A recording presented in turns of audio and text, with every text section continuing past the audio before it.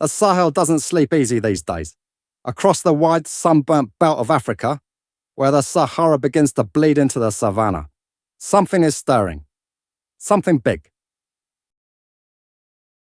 Something that started as a whisper of defiance in Ouagadougou has turned into a political sandstorm. And tonight, it blew straight into N'Djamena. Chad's capital was unusually still. The dusty air of the coming storm hung low and orange under flickering streetlights.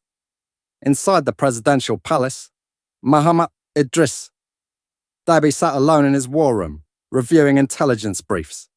His hands were clasped, his jaw tight. The situation in the north was worsening again.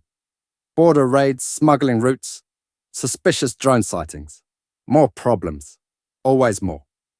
But the real issue was not in Chad. It was in Burkina Faso. Captain Ibrahim Traoré, young, charismatic, unpredictable, had become a lightning rod in West African politics. First he threw out French troops.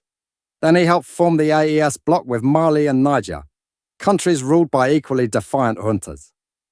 They claimed it was about sovereignty, security, Pan-African unity. But Deby knew what it really was, power consolidation. And now rumours whispered that Traoré was on the move. Literally. He didn't believe it until he heard the knock. 3 slow, deliberate taps echoed through the marble halls. "Enter," Deby called, voice sharper than he intended. The door creaked open. His aide stepped inside, clearly disturbed. "Sir, Captain Traoré is here, in the building, alone." Deby stared. "Impossible. No motorcade. No guards. He flew in on a civilian plane out of Agadez. He landed an hour ago and requested a private audience. Says it's not a negotiation. Then what is it?" The aide hesitated.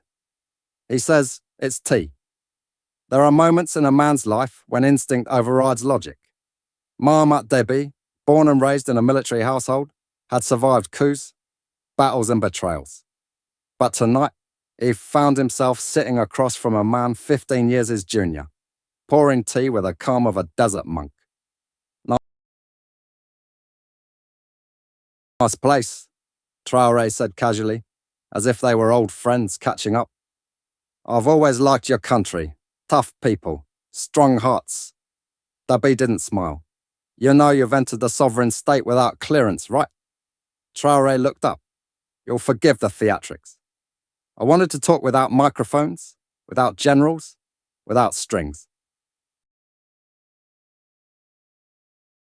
He poured 2 small glasses. Tuareg mint. My mother's recipe. Helps with sandstorm headaches. Deby finally allowed himself a smirk. "And here I thought you came for politics." "Oh, I did," Traoré replied. "But first, tea." They drank. The silence lingered like smoke. Then Traoré leaned forward, his expression hardening. "You know why I'm here, Deby. Let's not pretend otherwise. France is losing its grip. The US barely pretends to care anymore. ECOWAS dances to old music, but out here we hold the rifles, we guard the borders, and we're building something real." "The AES," Deby said flatly. "More than that," Traoré corrected. "We're building a wall between us and dependency, a future without foreign bases, a military capable of defending Africa without begging for drones. We are reclaiming our narrative." Deby didn't respond. Traoré continued. "We've got Mali, Niger, Burkina Faso. We've taken bullets, sanctions and threats. But we're still standing, stronger every month. Now it's time for Chad to stand with us." Deby raised an eyebrow. "And if Chad says no?" Traoré shrugged. "Then you'll stand alone when the flood comes.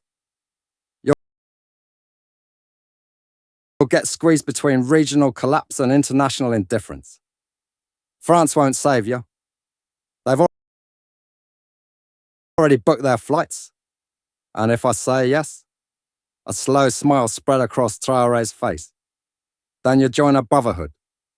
You join a bloc that's already drafting a new currency, a new constitution for regional defense, joint anti-terror brigades, African-built weapons, African-run energy projects, real self-reliance. He paused. We won't be the backyard anymore. We'll be the backbone. Outside, the first gust of the sandstorm hit the palace walls. The shutters rattled like distant drums. Davy stood and walked to the window. The orange haze thickened. The streets had gone quiet, like the city itself was holding its breath. He thought of his father, Idris Deby, the war hero, the pragmatist, a man who knew how to maneuver through foreign alliances like a chessboard. But those days were ending. The chessboard was on fire. And here was Ibrahim Traoré, not playing chess, but flipping the whole table. Deby turned. "I won't betray my people," he said slowly. Traoré nodded. "Neither will I." Another long pause.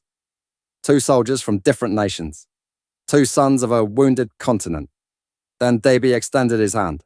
Slowly, deliberately. Traoré shook it. "Welcome to the AES," he said. By dawn, the headlines exploded like gunfire. Chad joins AS Bloc. A new African order rises. Ibrahim Traoré strikes again. Fourth horseman rides into N'Djamena in Ouagadougou. The news was met with cheers and celebrations. In Bamako and Niamey, parades erupted. AES flags were raised. Firecrackers lit the skies. In Paris and Brussels, meetings were called before sunrise. A cold panic seeped into think tanks and foreign ministries. France's leverage had shrunk overnight. The new AES bloc now covered nearly 2 million square kilometers of land, commanded tens of thousands of troops, controlled key uranium and gold reserves, and boasted growing alliances with non-Western powers. At a joint press conference, standing beside Deby, Traoré addressed the African continent. "We are not rebels. We are not radicals. We are realists. Africa must defend itself, feed itself, and lead itself. Today, Chad stands with us, not as a follower, but as a pillar." He paused.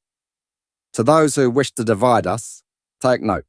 We are not just surviving, we are organizing." Later that night, as the AES flag was hoisted in the heart of N'Djamena, an old Tuareg elder in the crowd whispered a proverb. "When four lions walk together, even the wind kneels." And far away, deep in the red corridors of international diplomacy, the name Ibrahim Traoré was no longer seen as a curiosity.